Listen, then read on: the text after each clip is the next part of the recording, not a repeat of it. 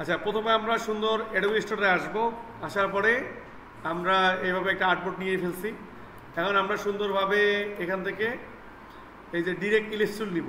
Ellipse টুল নিলে সুন্দর করে আমরা একটা ইলিপস নিব, নিয়ে এটাকে আমরা অ্যালাইনমেন্ট করব।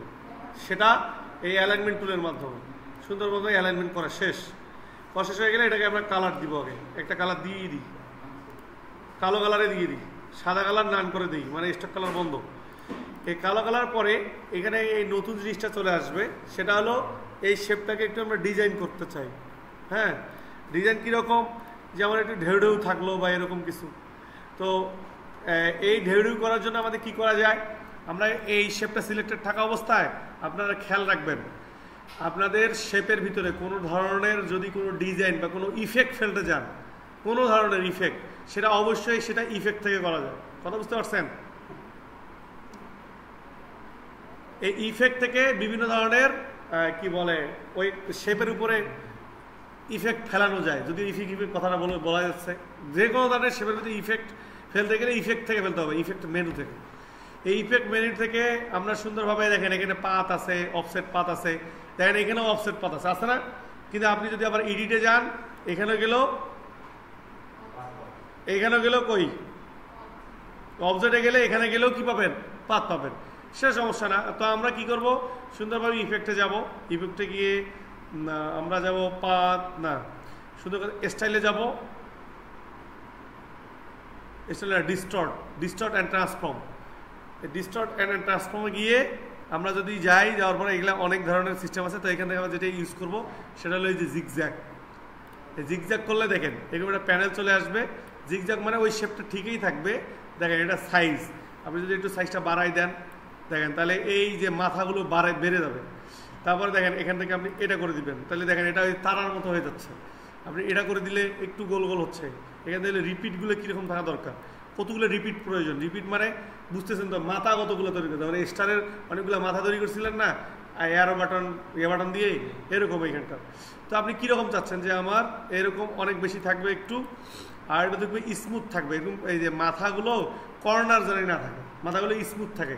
স্মুথ কথার অর্থ হলো ওই যে বৃত্ত থাকলে টান দিলে শুধু শার্প হইতো। তো আমরা এখানে কী করবো, স্মুথ করে দিয়ে আমাদের মাথাগুলো ছোট ছোট থাকবে। এই যে এরকম ছোট ছোট সুন্দর থাকবে। দেখেন এই দেখেন এরকম ছোট ছোট থাকবে। এইভাবে আমরা এটা ক্রিয়েট করে যদি হয়ে যায় তাহলে ওকে দিব, তাহলে হয়ে গেছে। ইজিলি দেখেন এটা একটা আলাদা একটা ডিজাইন প্যাটার্ন চলে আসছে। তো আমি আবার বলতেছি কিভাবে করবেন। প্রথমে সুন্দর মতো একটা এইভাবে নিয়ে নেবেন, ইলিপস, একটা মাপ মতো ইলিপস নিয়ে নেবেন। আর এই ইলিপসটাকে একটা কাজ করবেন, ইলিপস ঠিক থাকবে, এই ইলিপসটাতে একটা অল্টার চেপে কপি করে এদিকে রাখবেন, মানে ভালো। আর এটাতে কাজ করবেন। কেন করবেন, এর পিছনে কারণ আছে। সিলেক্টেড, আমরা সুন্দরভাবে এটাকে অ্যালাইনমেন্ট করে দিব। আবার বলি, ওই জিগজ্যাগ করতে হয় কীভাবে, আপনি এখানে সিলেক্টেড থাকা অবস্থায় যাবেন ইফেক্ট থেকে হলো কি এই যে ডিস্টর্ট, দেখেন ভালো করে ওই ইফেক্ট থেকে ডিস্টর্ট থেকে ভিতরে গেলে এই যে জিগজ্যাগ। এই জিগজ্যাগ করার পরে আপনি এগুলো নিজের মতো একটু পরিবর্তন করে দেখবেন যে কোনটার কী কাজ। আমার মাথাগুলো অনেকগুলো প্রয়োজন, মাথাগুলো নিয়ে নিলাম। মাথাগুলো একটু স্মুথনেস প্রয়োজন, স্মুথ করে নিলাম। এখান থেকে একটু সাইজের কম বেশি করা দরকার। সাইজ বড় করার দরকার নেই, সাইজ আমার ছোট্ট করা দরকার, অল্প ছোট, এরকম থাকলেও চলবে। ঠিক আছে, দেখেন ইজিলি ওকে হয়ে গেছে, এরকমই থাক। এরপর আপনি যখন এটা করে ফেললেন, করে ফেলার পরে এখন আমি এটার অফসেট পাত দিব। ঠিক আছে, এখন এটা যদি অফসেট পাত নেই কীভাবে নেওয়া লাগে, আমরা সুন্দরভাবে এটা সিলেক্টেড, তারপরে আমরা ওই পাত থেকে অফসেট পাত নিতে পারি। এই ইফেক্ট থেকেও এই পাত থেকে আমরা ওই যে অফসেট পাত নিতে পারি। এই দেখেন আমরা যদি মিনিমাইজ করি তাহলে নিচের দিকে ছোট হইতে থাকবে।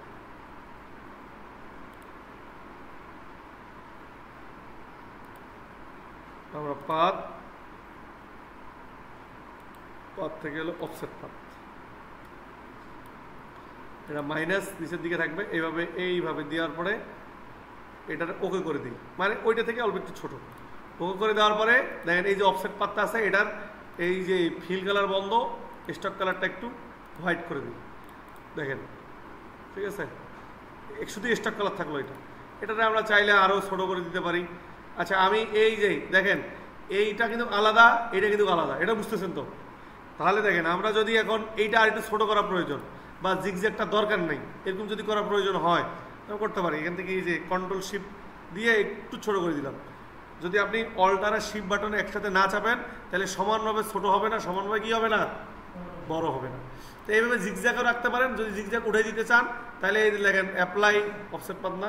আপনি যদি জিগজ্যাগ মনে হয় না আমার জিগজ্যাগ দরকার নেই তাহলে এটা বাদ দেন, দিয়ে আপনি এই যে এখানকার যে একটা পাত নিয়েছিলেন না মনে আছে, এই দুটো শেপ তো একই রকম না, তাহলে আমরা এইটারও অল্টার শিফট চেপে ধরে একটু ছোট করে নিয়ে এখানে বসাই দিই, দিয়ে এটার ফিল কালারটা বন্ধ করে দিয়ে শুধু স্টক কালারটা রাখি। আমরা যদি ফিল কালারটা বন্ধ করে দিয়ে শুধু স্টক কালার সাদাটা দিই তাও হবে।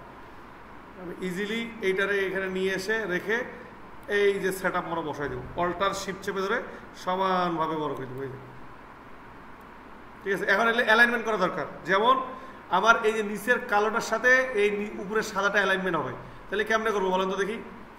এই দুইটা সিলেক্টেড করে কোনটার উপর ক্লিক করতে হবে, এই কালোটার উপর ক্লিক করতে হবে, করার পরে আপনার সুন্দরভাবে এই অ্যালাইনমেন্ট থেকে বা এই যে এখান থেকে সেন্টার করে নিন।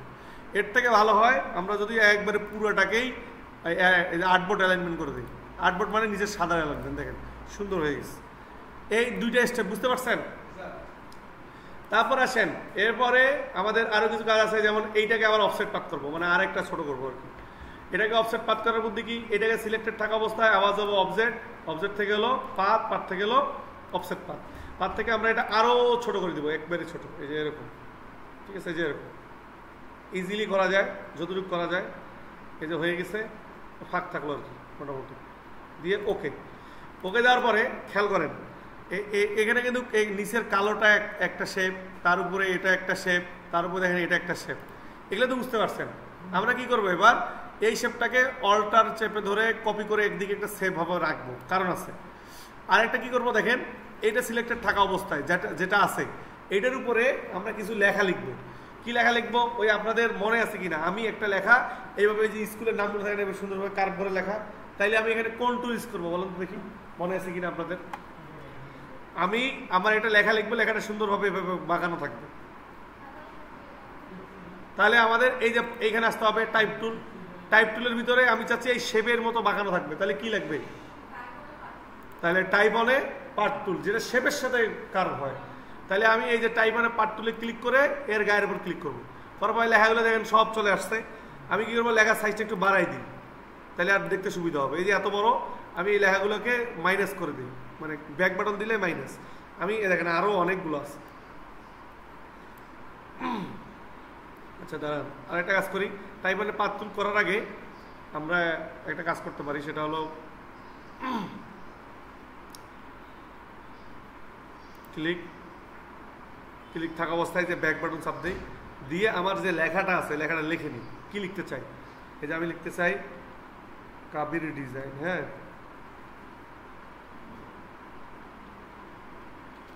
এই কথাটা এরকম আছে। এখন আমি এটাকে বড় করবো, লেখাটাকে সিলেক্টেড করে দেখেন আমি যদি এটাকে ঘুরাই তাহলে দেখেন সুন্দরভাবে বড় হয়ে যাচ্ছে। ঠিক আছে, দেখেন ইজিলি বড় হয়েছে। এবার দেখেন এই যে এখানে কাবির ডিজাইন কথাটা আছে, এইটাকে আমি মাস সেন্টার করতে চাই। আপনাদের ওই যে প্রথমেই বলছিলাম তিনটা, এদিকের বর্ডার লাইন এইটা, এইখানকার বর্ডার লাইন এইটা, এটা হলো কি সেন্টার লাইনটা। তা আমি এটাকে কি করতে পারি, চাইলে এভাবে সুন্দরভাবে এইভাবে নিয়ে এইটারে দেখেন আমি এদিকে একটু সময় দিয়ে মাস সেন্টার করতে পারি, বা লেখার ফন্টও চেঞ্জ করতে পারি। সিলেক্টেড থাকা অবস্থায় আমরা লেখার ফন্টও চেঞ্জ করে দেবো, এখান থেকে ক্লিক করে একটু মোটা টাইপের ফন্টে নিই, এরকম ফন্ট। ঠিক আছে, এটা যদি আমি ধরি এখানে টান দিই তাহলে এদিকে বড় হবে, এদিকে যদি টান দেই তাহলে এদিকে চলে আসবে, বা ওদিকে যাবে না। লেখাগুলো বড় থাকলে এদিকে বড় করতে হবে। ঠিক আছে, দেখেন ইজিলি কিন্তু হয়ে গেছে। এখন আমার কাজ হলো এইখানকার যেটা আছে ওইটা কিন্তু কপি করে নিয়ে সেখানে লিখছি, তার মানে এইটার সাইজ যেইটা, এইটার সাইজও সেইটা, সেটা কি না। আমি কি করবো, এইটাকে আবার অল্টার চেপে ধরে কপি করে আরেকটা নিয়ে এসে দিই, ওইটা যেখানে আছে সেখানেই থাক। তারপরে এটা যদি অ্যালাইনমেন্ট করা আছে আমি সিলেক্টেড করে ঠাস করে দেখেন ক্লিক করি, এই যে অ্যালাইনমেন্টে যদি ক্লিক করি, অ্যালাইনমেন্ট করে এই যে অ্যালাইনমেন্ট এখানে ক্লিক করে এই যে এখানে ক্লিক করি। আচ্ছা, তার আগে আরেকটা কাজ করা লাগবে, এই যে লেখার ফন্টটার কি করতে হবে, আমি যদি ওই যেহেতু আমার ব্যাকগ্রাউন্ড কি ব্ল্যাক, এই জন্য আমি কালারটা সিলেক্টেড করে এইটা মানে হেরাই গেছি, কালার চেঞ্জ করা না, এটা সিলেক্টেড করে এই ফিল কালার উপর ক্লিক করবেন, করলে দেখেন কালার চলে আসছে। এখান থেকে আপনি এই যে হোয়াইট কালার দিয়ে দিলেন সুন্দর মতো, দেখেন এইটাকে এখন আমি এইখানে বসাই দিব। দেখেন এটা কিন্তু একটা বৃত্তের পাতের উপর লেখা, যখন আপনি এটা নান করে ফেলছেন তখন আর বোঝা যায় না কিন্তু বৃত্ত আছে। তাহলে এইটা ক্লিক করে আমরা ইজিলি এই অ্যালাইনমেন্ট থেকে এই সেন্টার এই সুন্দর মতো চলে গেছে, দেখেন বসে গেছে কিনা দেখেন। এবার আসেন আমি যে লেখাটা লিখলাম এখানে, এই লেখাটা শুধু এই যে এর সাথে লেগে আছে, এই লেখাটা যদি সুন্দরভাবে একটু ছড়াই যায় মানে চারদিকেই, তাহলে কেমনে করা যায়? আমি আপনাদের ওই যে প্রথমে আপনাদের মনে আছে কিনা, এই যে কন্ট্রোল টি দিলে এটা আসে, এখান থেকে আমি বলছিলাম যে এই যে এইটা আমি পরে দেখাবো, বলছিলাম না যে এই অংশটা পরে দেখাবো, ওইটা সিলেক্টেড থাকা অবস্থায় এইটা যদি দেখেন, আপনি যদি প্লাস করেন, প্লাস করলে দেখেন লেখাটা সুন্দরভাবে ছড়াই যাচ্ছে মাঝ বরাবর। আর যদি মাইনাস করেন তাহলে ভিতরের দিকে চলে আসবে, দেখেন ভিতরের দিকে চলে আসবে। বুঝতে পারছেন বিষয়টা? নির্দিষ্ট পাত থেকে উপরের দিকে যাবে, নিচের দিকে যাবে। তখন আমরা এটা ক্লিক করে এই যে সুন্দরভাবে ছড়াই দেবো, দেখেন ইজিলি। তাহলে এই ছড়াই দিলাম এই কারণেই, জানি এই সার্কেল এবং এই সার্কেল, এই দুই সার্কেলের মাঝ বরাবর লেখাটা সুন্দরভাবে চলে যাবে, এই জন্য আমাদের এইটা ইউজ করলাম। তাই দেখেন এটা হলো কাবির ডিজাইন আসলো এটা। এবার আসেন, এটা আপনি কাইন্ড অফ চিন্তা করেন সিলগুলো আছে না, সিল থাকে না, বা আপনি যে এডুকেশন লোগোগুলো থাকে না, বা এডুকেশন আপনি দেখবেন ওই প্রত্যেকটা স্কুলের আবার আলাদা এডুকেশন সিল থাকে, ওইটা কিন্তু এভাবে লেখা থাকে। তাহলে এটা একটা নিলেন, তাহলে এটা হলো কবির ডিজাইন, যদি মনে হয় একটা একাডেমি হয়, তাহলে এই উপরে থাকে কি নেম থাকে, আর নিচের দিকে কি থাকে? হ্যাঁ প্রতিষ্ঠান না, নিচের দিকে থাকে ওর কবে ওখানে গিয়েছে এস্টাবলিশ হয়েছে সেটা তো থাকে নাকি। তাহলে আমরা সুন্দরভাবে কি করবো, path on type tool same, আবার এর গায়ে ক্লিক। আচ্ছা তার আগে আমরা এটা কি করবো, এটা আরেকটা কপি করে রাখবো মানে সুবিধার্থের জন্য, কথা বোঝেন নাই? এখানে ক্লিক করে আমরা এবার পাথ অন টাইপ টুল কি এর গায়ের উপর ক্লিক করার পরে এখানে যেটা লেখা থাকে, এই জন্য আমি লেখাটা ওই যে একটু নিয়ে রাখছিলাম, এই যে এস্টাবলিশ যেটা হয় আর কি, ইএসটিবি না এটা থাকে, তাহলে এই যে ইএসটিবি এস্টাবলিশড, সরি এটা বড় হাতে তো হবে, তাহলে ইএসটিবি ডট যেই সালে ওটা এস্টাবলিশড হয়, কোন মনে করেন 2025, এই যে এস্টাবলিশড। এবার এই লেখাটা কই থাকবে বলেন তো? এই লেখাটা এই নিচের এইখানে থাকবে, থাকবে না? এখন আমি এটা কি করবো, তাহলে আমার বুদ্ধি হলো যে এই লেখাটা ঘুরাই নিতে হবে। কিভাবে? এই দেখেন আমরা সুন্দরভাবে যদি এই লেখাটাকে এইভাবে সরাই নেই, নিয়ে দেখেন এই এটা বর্ডার লাইন, এটা হলো শেষের বর্ডার লাইন, এটা শুরুর বর্ডার লাইন। এই বর্ডার লাইন টেনে নিয়ে এসে এইভাবে নিয়ে এই যে এখানে রাখবো ইজিলি।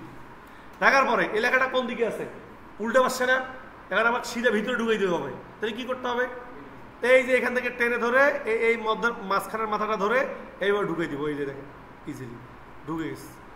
এখন আমার কাজ সুন্দরভাবে এটার কালারটা পরিবর্তন করি, সুন্দর করে আগে এর কালারটা আমি এভাবে পরিবর্তন করে নিই। নেওয়া হয়ে গেলে এটা যেটা আছে সেটা থাকা অবস্থায় দেখেন আমি এইটাকে এখানে অ্যালাইনমেন্ট করে দেবো। সিলেক্টেড থাকা অবস্থায় এই যে আমরা সুন্দরভাবে এখানে অ্যালাইনমেন্ট আছে, এই সেন্টার। এবার আসেন লেখাটা কি করতে হবে, নিচের দিকে সরাই দিতে হবে না? তাহলে আপনাদের মনে আছে কিনা, এটা যদি উপরের দিকে যায় এটা মাইনাস করে দিলে কি হবে, নিচের দিকে। তাহলে দেখেন আপনি যদি এদিকে মাইনাস করে দেন সুন্দরভাবে নিচের দিকে দেখেন এক্সপ্লোর ভাবে বসে যায়। বুঝতে পারলেন বিষয়টা? দেখেন এই যে এটা চোখের দেখাতে যতটুকু হয় ততটুকু ব্যাস। তাহলে এখানে দুইটা পার্ট হয়ে গেল, দেখেন এখানে লেখাটা চলে গেছে এদিক, এটা হয়ে গেছে। আর ছোট ছোট যে বিষয়গুলো থাকে এখানে স্টার মেস্টার থাকে এরকম, তাহলে আপনি স্টার দিয়ে দিলেন, একটা স্টার দিয়ে দিলেন, একটা বড় স্টার একটা ছোট স্টার, এখানে একটা স্টার দিয়ে দিলেন। জি ঠিক আছে, এই যে এখান থেকে এখানে একটা ছোট দেই, সুন্দর করে এখানে একটা ছোট দেই, আবার এটা কপি করে নিয়ে এসে এই যে এখানে একটা, তিনটা। আচ্ছা এইখানে যেভাবে দিলাম এখন আমার এখানে সেভাবে দেওয়া দরকার না। তাহলে আমরা কি করবো, এইটা কন্ট্রোল জি মানে কি গ্রুপ। এবার এটাকে যদি রিফ্লেক্ট করি, রিপিট করলে ঠিক হবে না? রিপিট করে হবে কিনা? আমরা এই যে রাইট বাটন সাইডে ট্রান্সফর্ম আসতে গিয়ে এলো রিফ্লেক্ট থেকে এই যে কপি ক্লিক করবো, তাহলে একটা পার্ট চলে আসছে, এটা নিয়ে এসে এই যে বসাই দিলাম ইজিলি। বুঝতে পারছেন বিষয়টা? দেখেন এই যে দুইটা পার্ট কিন্তু হয়ে গেল ইজিলি ভাবে। তারপর দেখেন এবার ভিতরে আসেন, যার একটু পরে যাবে। হ্যাঁ এবার আসেন এই যে গতদিন যেটা দেখাইছিলাম, এখন ভিতরে কিছু ডিজাইন দেওয়া দরকার। এখন ডিজাইন দিতে চান তাহলে দেখেন সুন্দরভাবে একটা ইলিপস টুল নেন, এইভাবে সুন্দরভাবে একটা টান দেন, এই যে এইভাবে সুন্দরভাবে একটা টান দেন, দিয়ে নির্দিষ্ট একটা মাপ নিয়ে নেন। যে এতটুকু থাকবে। তাহলে দেখেন আপনি ইজিলিভাবে এই সেন্টারে এসে এটা মাপ দিয়ে যা আছে তাই থাক, বা আর একটু যদি বড় করা প্রয়োজন হয় আমরা বড় করতে পারি, একটু বড় করে নিই, এই যে এখানে থাক, যেমন তেমন থাক। এখন আমি কি করব, এইটা সুন্দর করে টেনে নিয়ে আসবো, এদিক নিয়ে এসে এইটার শুধু কি থাকবে স্টক কালার। আর এটা কি করব আমরা ওই যে রোটেট টুলের মাধ্যমে সুন্দর করে এই যে রোটেট টুল সিলেক্টেড একবার একটা শুধু বের করে দেওয়া, অল্টার চেপে ধরে, এই যে অল্টার চেপে ধরে একবার শুধু একটা বের করে দেওয়া, কন্ট্রোল ডি, ব্যাস। আমরা কি করবো, বের হয়ে গেছে। এই সবগুলা সিলেক্টেড করে কন্ট্রোল জি দিয়ে গ্রুপ, আর এইটাকে এই মাস সেন্টারে নিয়ে আসা। যেহেতু এটা আটবোর্ড অ্যালাইনমেন্ট, তাহলে চোখ বন্ধ করে আমরা এখানে ক্লিক করে যদি অ্যালাইনমেন্টে ক্লিক করি চলে আসছে, বাস। এখন এটার আমরা একটু অপাসিটিও কমাই দিতে পারি, ঠিক আছে। দেখেন সুন্দর। তারপর দেখেন এর উপর একটা শেপ নিব, এই যে এখানে দেখেন আমি বলছিলাম সুবিধাটার জন্য একটা শেপ নেওয়ার জন্য, হ্যাঁ, এটা থেকে অফসেট পাত করবো, মানে ছোট করবো। তাহলে এইটার আমরা যে ফিল কালারটা যেটা আছে ওইটাই থাকবে, এটা থেকে অফসেট পাত করে দিই। মানে আমার কেন এটা বারবার করতেছি, জানি আমার ওই সাইজটা ঠিক থাকে, সাইজটা জানি 2:6 না হয়। তাহলে এখানে ক্লিক করে আমরা এই যে যখন অফসেট পাত আসবে,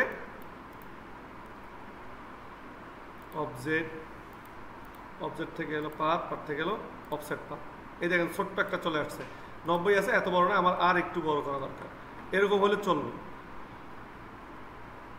এরকম হলে চলবে, ওকে।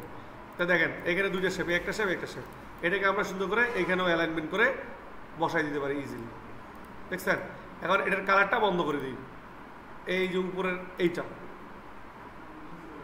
ও ওটা পিছনে চলে গেছে না, এইটা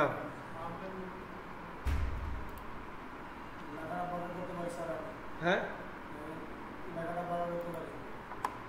আমরা সেন্ড টু এখান থেকে বড় করে নিয়ে একটু পরে এখান থেকে সুন্দর করে আমরা বড় করে এবার দিয়ে দিতে পারি, দেখছেন। আচ্ছা এরকম যদি হারাই যায়, ঠিক আছে, আপনার বোর্ডটা এরকম কোথায় হারাই গেছে আপনি জানেন না, শর্টকাটে নিয়ে আসবেন, কন্ট্রোল 0 দিবেন, একবার চলে আসবে। কন্ট্রোল 0 দিলে আপনার এই যেখানে থাক না কেন চলে আসবে। আমরা ইজিলি একটা কালার দিয়ে দিই সুন্দর করে, হ্যাঁ হ্যাঁ, এটা পিছনে দিয়ে দিলেও হবে, বা এটার একটু অপাসিটি কমাই দিলেও খারাপ লাগবে এমনটা না,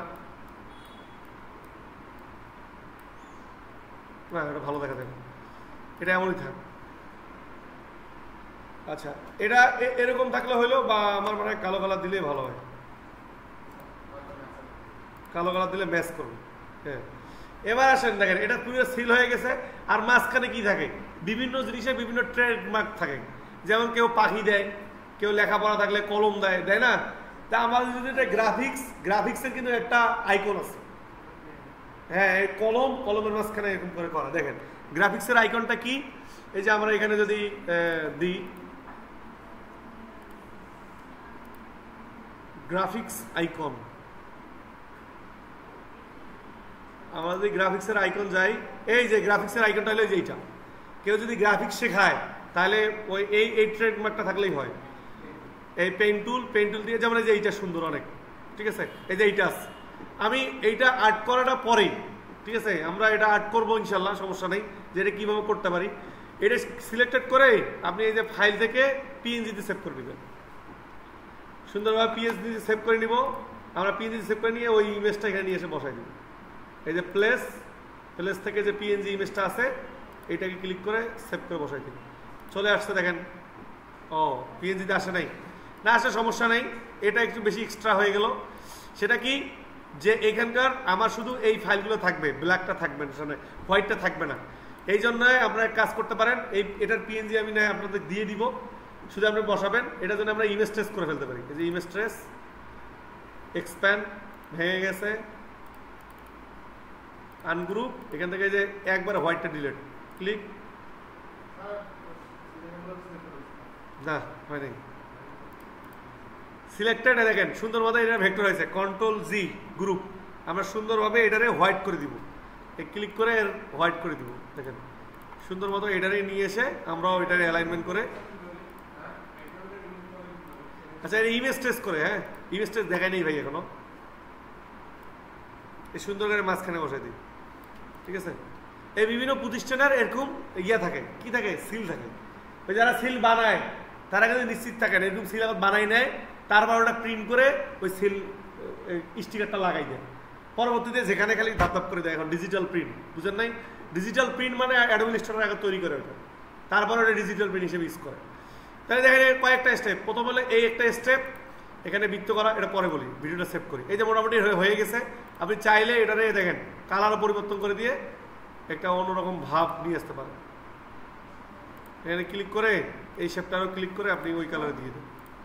দেখেন এরকমই তো সিল থাকে নাকি? এরকম সিল থাকে। এই যে সিল রেডি হয়ে গেছে। হ্যাঁ